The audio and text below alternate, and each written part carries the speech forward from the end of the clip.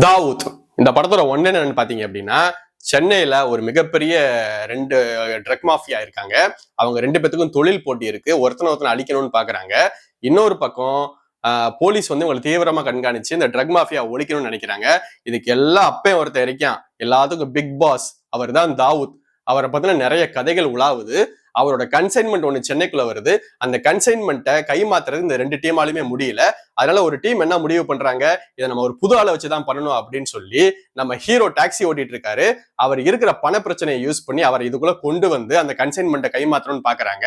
அது நம்ம ஹீரோ வந்து அந்த கன்சைன்மெண்ட்டை சக்சஸ்ஃபுல்லா கைமாத்தினாரா, இவங்ககிட்ட இருந்து தப்பிச்சாராங்கிறதா இந்த படத்தோட ஒன்லைன். இந்த படத்துல ஒரே ஒரு பிளஸ் தான் இருக்கு. தாவூத் அப்படிங்கிற பேருக்கு பின்னாடி ஒரு பிளாஷ்பேக் ஒன்று சொல்லுவாங்க, சூப்பரா இருக்கும். அதை ப்ரொமோல காட்டி தான் இந்த படத்தை வந்து நம்மளை பார்க்க வச்சாங்க.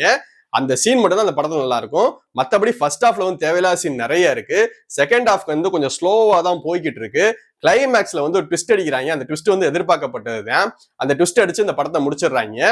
முக்கியமான ஒரு விஷயம் என்னன்னா, எல்லாத்துலயுமே வந்து ஃபர்ஸ்ட் பார்ட் ஒரு படம் எடுக்கும் போது அந்த படம் சூப்பரா இருக்கும். அதை பேஸ் பண்ணி செகண்ட் பார்ட் வந்து பிளான் பண்ணுவாங்க. செகண்ட் பார்ட் கண்டிப்பா ஊத்திக்கும். இந்த படத்துல ஃபர்ஸ்ட் பார்ட்டே வந்து சுமாரா தான் இருக்கு. இதுல செகண்ட் பார்ட் என்ன பண்ண காத்திருக்காங்கன்னு தெரியல. அதை நம்ம பொறுத்து இருந்து தான் பார்ப்போம். இந்த படத்துல அந்த தாவூத்துக்கு சொல்ற பிளாஷ்பேக் மட்டும் தான் நல்லா இருக்கும். மற்றபடி இந்த கதை நல்ல கதை. இதை வந்து நல்ல ஒரு ஸ்ட்ராங்கான ஒரு க்ரூ வச்சு பண்ணியிருந்தாங்கன்னு வச்சுக்கோங்களேன், படம் சூப்பரா இருந்திருக்கும். ஆனா அந்த விஷயத்துல வந்து நம்ம டைரக்டர் கோட்டை விட்டுட்டாரு. அதனால இந்த படத்தை வந்து நீங்க டைம் இருந்தா பார்க்கலாம். ரொம்ப எக்ஸ்பெக்ட் பண்ணி பார்க்க போற படம் கிடையாது. இந்த வீடியோ உங்களுக்கு பிடிச்சிருந்துச்சு அப்படின்னா லைக் பண்ணுங்க, கமெண்ட் பண்ணுங்க, ஷேர் பண்ணுங்க, முக்கியமா சப்ஸ்கிரைப் பண்ணுங்க. தேங்க்யூ.